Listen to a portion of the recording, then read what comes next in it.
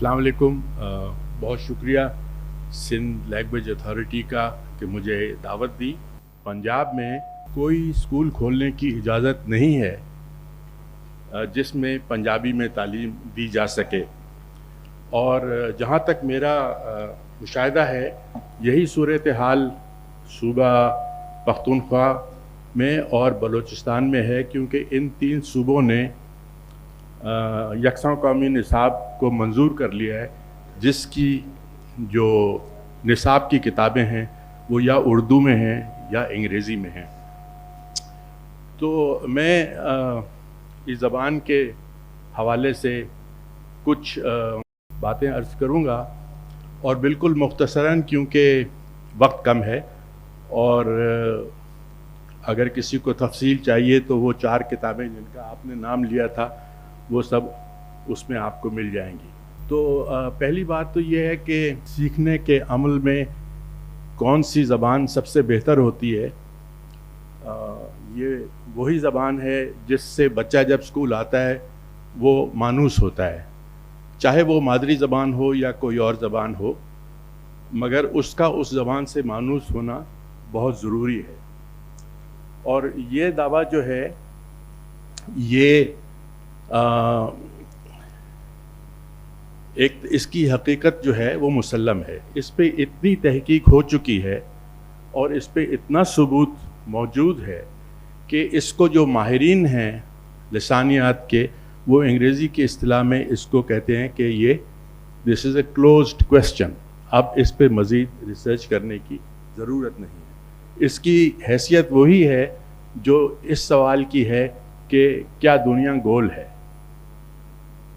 इस वक्त दुनिया में कहीं पे भी इस सवाल पे ना कॉन्फ्रेंस हो रही है ना रिसर्च हो रही है कि दुनिया गोल है या नहीं, और तरक्की याफ्ता ममालिक में इस पे भी बहस नहीं हो रही है कि इब्तदाई तालीम जो है वो किस ज़बान में देनी चाहिए। तो हमारे सामने ये सवाल नहीं है कि हम इब्तदाई तालीम किस ज़बान में दें। हमारे सामने जो बड़ा सवाल है वो ये है कि इतनी तहकीक के बाद, 60-70 साल की तहकीक के बाद, इतने सबूत के बाद और इतनी मुसल्लम हकीकत तस्लीम होने के बाद, हम पाकिस्तान में 75 साल के बाद भी इस चीज़ पर क्यों बहस कर रहे हैं कि इब्तदाई तालीम किस ज़बान में देनी चाहिए। बड़ा सवाल ये है और इसका हमें जवाब ढूंढना है। तो ऐसा इसके साथ जुड़ी हुई चीज़ जो है वो ये है कि पाकिस्तान में बहुत से लोगों को ये जिस तहकीक का और जिस सबूत का मैंने ज़िक्र किया उसका इल्म नहीं है। तो इसकी क्या वजह है? इसकी वजह ये है कि ये सारी तहकीक और ये सारा इल्म जो है ये पाकिस्तान में इसकी पैदावार नहीं हो रही है, ये बाहर के ममालिक से आ रहा है, और बाहर के ममालिक से हमारे यहाँ वो अंग्रेज़ी ज़बान में आ रहा है। और अंग्रेज़ी ज़बान समझने वाले एक बहुत ही छोटी सी तादाद है। ख़ास तौर पे ज़बान को इतना समझना कि उसमें आप तहकीकी मकाला पढ़ सकें और समझ सकें। इसलिए वो जो नॉलेज है, जो इल्म आ रहा है, वो एक बहुत ही छोटी सी तादाद के लोगों में महदूद है। वो उनसे रिस्क कर नीचे आवाम तक नहीं पहुंच रहा उस फिल्टर से, क्योंकि वो इल्म मकामी ज़बानों में दस्तयाब नहीं है। तो इसका अब क्या हल है? क्या इसका हल ये है कि हम उस वक्त तक का इंतज़ार करें जब तक सब लोगों को हम इतनी अंग्रेज़ी ना सिखा दें कि वो तहकीकी मकाले पढ़ सकें? तो उसमें तो बहुत वक्त लगेगा, क्योंकि हम 75 साल से लोगों को अंग्रेज़ी सिखा रहे हैं, मगर अभी तक वो इतनी अंग्रेज़ी नहीं सीख सके। तो ये तो कई सदियों का प्रोग्राम है। या हम ये कर सकते हैं कि वो जितना इल्म आ रहा है उसको मकामी ज़बान में उसका तर्जुमा करके और लोगों को उसकी दस्तरस पहुंचा दें। तो इस सवाल पे भी गौर करने की ज़रूरत है। तो वो जो तहकीक है और जो इल्म मौजूद है وہ چونکہ اب بہت لوگوں تک نہیں پہنچا، تو حالانکہ وہ ساری دنیا میں موجود ہے اور لوگوں کو معلوم ہے، تو اس کو دہرانے کی ذرا سی ضرورت ہے کہ وہ ایویڈنس ہے کیا۔ دیکھیں، اس میں سب سے بڑی بات یہ ہے کہ زبان سیکھنا اور زبان میں سیکھنا دو بالکل الگ الگ چیزیں ہیں۔ اگر میں کچھ والدین کو جا کے یہ کہوں کہ اگلے 20 سال میں دنیا کا سب سے طاقتور ملک چین ہو جائے گا اور چینی زبان کی اہمیت بہت زیادہ ہو جائے گی، وہاں شاید نوکریاں بھی ہوں، تو آپ اپنے بچوں کو چینی سکھا دیں، تو اس میں کوئی حرج نہیں ہے، بہت اچھی بات ہے، جتنی زبانیں سیکھ لیں اچھی بات ہے۔ لیکن میں اگر ان سے یہ کہوں کہ آپ اپنے بچے کو پہلی جماعت سے ہر چیز چینی میں سکھانی شروع کر دیں، حساب بھی، تاریخ بھی، سماجی علوم بھی، سائنس بھی، تو یہ ایک نہایت احمقانہ بات ہوگی، کیونکہ جس بچے نے کبھی اس کے ایکو سسٹم میں چینی کی کوئی آواز ہی نہیں آئی، وہ چینی میں باقی چیزیں کیسے سیکھے گا؟ اور جب وہ نہیں سیکھ سکے گا تو وہ کیا کرے گا کہ وہ ان کو زبانی یاد کرنا شروع کر دے گا۔ تو اب آپ کو سوچنا یہ ہے کہ چینی میں اور انگریزی میں فرق کیا ہے۔ اگر ہم چینی میں بچوں کو سکھانے کو احمقانہ بات سمجھتے ہیں تو انگریزی میں سمجھانے میں اتنی عقل مندی کیوں سمجھتے ہیں؟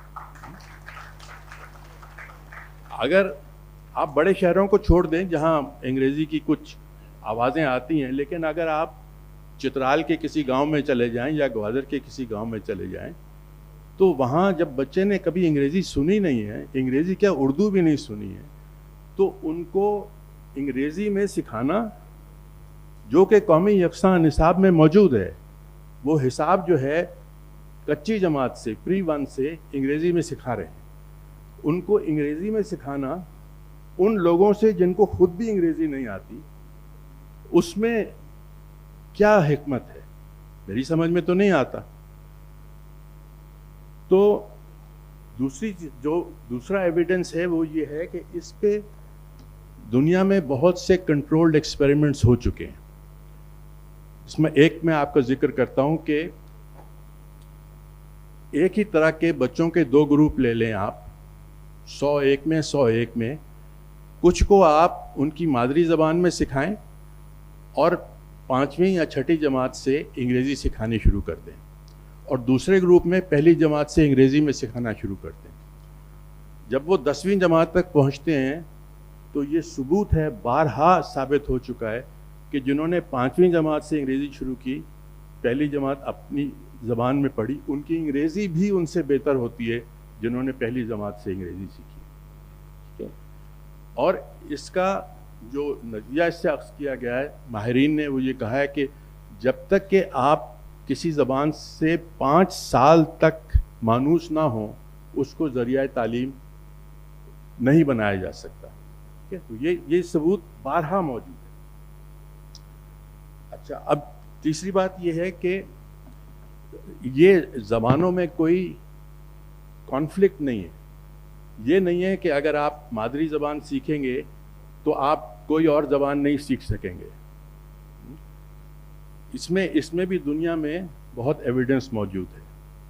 بہت سے لوگ ہیں، جیسے ہماری فارن سروس کے لوگ ہیں، وہ جب جاتے ہیں تو وہ ان کو 2 سال کے لیے بھیج دیتے ہیں کہیں فرانس یا جرمنی کے، آپ وہ زبان سیکھ لیں، وہ سیکھ لیتے ہیں۔ تو صرف اس میں سوال یہ ہے کہ کون سی زبان کس وقت سیکھنی ہے۔ اگر آپ کو انگریزی سیکھنی ہے تو کوئی روک نہیں رہا، اگر آپ ابتدائی تعلیم اپنی مادری زبان میں کریں گے تو آپ انگریزی جب آپ کا جی چاہے آپ سیکھ لیں، لیکن اپنی زبان میں سیکھنے سے سیکھنا آپ کو آ جاتا ہے۔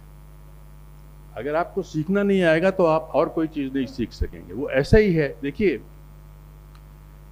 جب بچہ پیدا ہوتا ہے تو وہ 5 سال تک، چاہے اس کے والدین ان پڑھ ہوں، جاہل ہوں، کسی وہ استاد کے پاس نہ جائے، وہ 5 سال میں اپنی زبان سیکھ جاتا ہے۔ اس کو ماضی، حال، مستقبل، مجھے کیا چاہیے، کیا نہیں چاہیے، کیا اچھا ہے، وہ سب سیکھ جاتا ہے۔ اس کے بعد ہم 18 سال تک بچوں کو اسکول میں اور کالج میں انگریزی سکھاتے ہیں، وہ انگریزی نہیں سیکھ سکتے۔ تو کچھ کچھ مسئلہ تو ہے نا, کچھ سائنٹیفک مسئلہ تو ہے. ہم یا تو غلط سکھا رہے ہیں, یا ہم نے 5 سال ان کے دماغ اتنے کن کر دیے ہیں, ان کو یاد کرنے کی عادت ڈال دی ہے کہ وہ اب کچھ نہیں سیکھ سکتے. ٹھیک ہے, تو یہ بھی ثبوت موجود ہے. پھر یہ ریسرچ بہت زیادہ یورپین یونین میں ہوئی تھی, کیونکہ یورپین یونین میں 18 20 25 جتنے بھی ملک ہیں, ہر ملک کی اپنی زبان ہے. ہر ملک میں مزید چھوٹی زبانیں ہیں, جیسے اسپین میں باسک ہے, کاٹلان ہے. تو وہاں یہ ریسرچ بہت ہوئی کہ بچوں کو کس زبان میں سکھانا چاہیے. تو بہت تحقیق کے بعد انہوں نے ایک فارمولا نکالا جس کو اب یورپین یونین نے اڈیپٹ کر لیا ہے, جس کو وہ کہتے ہیں مدر ٹنگ +2. آپ شروع اپنی مدر ٹنگ سے کریں. اگر آپ باسک ہیں تو باسک زبان سے کریں. 5 سال کی عمر سے, 5 سال کی 5ویں جماعت سے پھر آپ کی جو قومی زبان ہے, اسپینش ہے جیسے, وہ سیکھیں. اور 8ویں جماعت سے پھر بچوں کو یہ اختیار دے دیا گیا ہے کہ تیسری زبان آپ وہ سیکھیں جو آپ سیکھنا چاہتے ہیں. ہم زبردستی نہیں کر رہے ہیں کہ آپ انگریزی سیکھیں یا فرینچ سیکھیں. تو یہ بھی موجود ہے. اور سب سے بڑا ثبوت جو ہے وہ یہ ہے کہ نارتھ امریکہ میں, امریکہ اور کینیڈا میں جو وہاں کے نیٹو باشندے تھے, وہ ان کے بہت سے قبیلے تھے, وہ اپنی زبانیں بولتے تھے.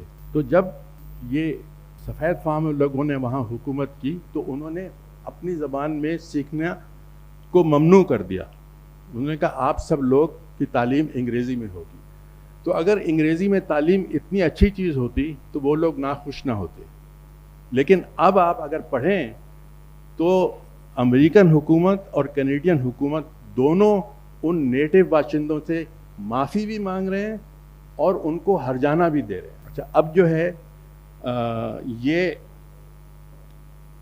میں اس پہ آتا ہوں کہ یہ جو ثبوت موجود ہے ہم اسے کیوں ریجیکٹ کر رہے ہیں پاکستان میں. ہم اس کو ریجیکٹ اس لیے کر رہے ہیں, ہمیں یہ کہا جاتا ہے کہ اگر ہم انگریزی نہیں پڑھیں گے تو ہم پیچھے رہ جائیں گے, یا یہ کہ والدین جو ہیں وہ بچوں کو انگریزی میں پڑھانا چاہتے ہیں, یا یہ کہ اس سارے علم کو ترجمہ کرنا بہت مشکل ہے. تو دیکھیں یہ سب باتیں جو ہیں یہ بہت کمزور ہیں, اس لیے کہ اگر ہم تو انگریزی میں پڑھا رہے ہیں, ہم تو پھر بھی پیچھے رہ گئے, سب سے پیچھے رہ گئے ہیں. اور دوسرا یہ کہ اگر والدین چاہتے ہیں تو جس کی بھی سائنسی سوچ ہوگی وہ یہ پوچھے گا کہ والدین کیوں چاہتے ہیں. والدین اس لیے چاہتے ہیں کہ ہم نے انگریزی کو پاسپورٹ بنا دیا اچھی ملازمتوں کے لیے. سول سروس کا امتحان بھی انگریزی میں ہوتا ہے, اگر آپ انگریزی کے پرچے میں فیل ہو جائیں تو آپ فیل ہیں. کالج کے انٹرویو بھی انگریزی میں ہوتے ہیں. تو یہ تو بہت آسان ہے, اس کو آپ ایک اس سے قلم سے بدل سکتے ہیں. اور تیسری چیز ترجمہ جو ہے, اب تو AI کا زمانہ ہے, ترجمہ کرنا کوئی مشکل کام نہیں ہے. مجھے یاد ہے 40 سال پہلے فلمیں جو تھیں وہ ہندی اور اردو میں ڈب ہو جایا کرتی تھیں, تو یہ کوئی مشکل چیز نہیں. تو اب ہم آتے ہیں کہ اگر یہ وجوہات نہیں ہیں تو اصلی وجہ کیا ہے. اصلی وجہ یہ ہے میرے خیال میں کہ علم جو ہے, علم میں ایک طاقت ہے. انگریزی میں کہتے ہیں نالج از پاور. تو جن ممالک میں نمائندہ حکومتیں ہیں وہ عوام سے خوف نہیں کھاتی ہیں, وہ ان کو امپاور کرنے کے لیے علم دیتی ہیں. جہاں غیر نمائندہ حکومتیں ہیں وہ وہاں پہ پاور آف نالج اور پاور آف گن میں تصادم ہو جاتا ہے, کیونکہ علم اس کو چیلنج کرتا ہے. اس لیے آپ کو وہاں پہ ان دونوں میں کلیش نظر آتا ہے. میں آپ کو ایک مثال دیتا ہوں, امریکہ کی مثال دیتا ہوں کہ وہاں کی جو جنوبی ریاستیں تھیں جہاں سلیو اکانومی تھی, وہاں پہ کچھ لوگ سفید فام ان کے پاس علم تھا اور باقی ان کی لیبر تھی جو سلیو لیبر تھی. تو اگر تو تعلیم دینا, علم دینا اچھی بات ہے تو وہ ان کو علم دیتے کہ ان کی پروڈکٹیوٹی بڑھ جائے, وہ زیادہ پروڈیوس کر سکیں. لیکن وہاں کی جو ریاستی آئین تھے ان میں یہ جرم تھا ان سلیبس کا پڑھنا, اور انہیں پڑھانا بھی جرم تھا. ٹھیک ہے, تو آپ دیکھ لیں کہ غیر نمائندہ حکومت ہے تو اس کا علم کی طرف کیا رویہ ہے. اور آج کل دیکھ لیں, آج کل کے حالات دیکھ لیں کہ امریکہ کی آئی وی لیگ یونیورسٹیز میں نالج اور گن کا کلیش دیکھیں. وہ علم کی بنیاد پہ کہہ رہے ہیں کہ آپ یہ جو غزہ میں جینوسائیڈ ہو رہا ہے اس کو کس بنیاد پہ سپورٹ کر رہے ہیں؟ اور وہاں پہ پولیس آ کر ان کو گرفتار کر رہی ہے، پاور آف گن، ٹھیک ہے؟ تو یہ کوئی پرانی بات نہیں ہے. تو جب جمہوری ممالک میں یہ ہو رہا ہے پاور آف گن اور پاور آف نالج کا کلیش، تو ہماری حکومت کی ہم کیا بات کریں؟ ٹھیک ہے. تو اب یہ سوال ہے کہ ہمیں کرنا کیا ہے. بہت مختصر یہ کہ دیکھیے یہ سیاسی سوال ہے، یہ سیاسی جدوجہد ہے. جو علم ہے ہمارا بنیادی حق ہے، وہ ہمیں علم لینا ہے، وہ ہمیں کوئی دے گا نہیں. اس کی مثال یہ ہے کہ جب طاقت کا سرچشمہ پراپرٹی زمین تھی تو آپ نے کبھی ایسا نہیں دیکھا ہوگا کہ زمین والا شخص کہہ رہے کہ میں تمہیں امپاور کر رہا ہوں، تم یہ میری زمین لے لو تاکہ تم بھی امپاورڈ ہو جاؤ. ٹھیک ہے. آج کل انٹلیکچوئل پراپرٹی کا زمانہ ہے، تو اگر زبان جو ہے وہ آپ کی طاقت کا سرچشمہ ہے تو کوئی یہ نہیں کہے گا کہ آپ بھی جو ہے یہ زبان پڑھ لیں تاکہ سول سروس کے کمپٹیشن میں آپ بھی آ کے ہمارا مقابلہ کریں اور ہماری طاقت کم ہو جائے. ٹھیک ہے. ایسا نہیں ہوگا، یہ حق ہمیں خود لینا پڑے گا. اور آخر میں یہ کہہ رہا ہوں کہ ہم جب زبان سے کٹ گئے تو یہ جتنی لمبی میں نے تقریر کی ہے، یہ ہمارے ادیب شاعر جو تھے وہ مختصراً کہہ گئے تھے. تو غالب نے کہا ہے کہ کیا فرض ہے کہ سب کو ملے ایک سا جواب، آؤ نہ ہم بھی سیر کریں کوہ طور کی. تو بڑے مختلف جواب ہیں، اور یہ کہ بجائے جدوجہد کے ہم گزارشات اور سفارشات لکھ کے انہی لوگوں کو دے دیں جو ہمارے علم کے حصول میں رکاوٹ بنے ہوئے ہیں، ان سے گزارش کریں. تو میر تقی میر نے کہا تھا کہ میر کیا سادے ہیں، بیمار ہوئے جس کے سبب اسی عطار کے لڑکے سے دوا لیتے ہیں.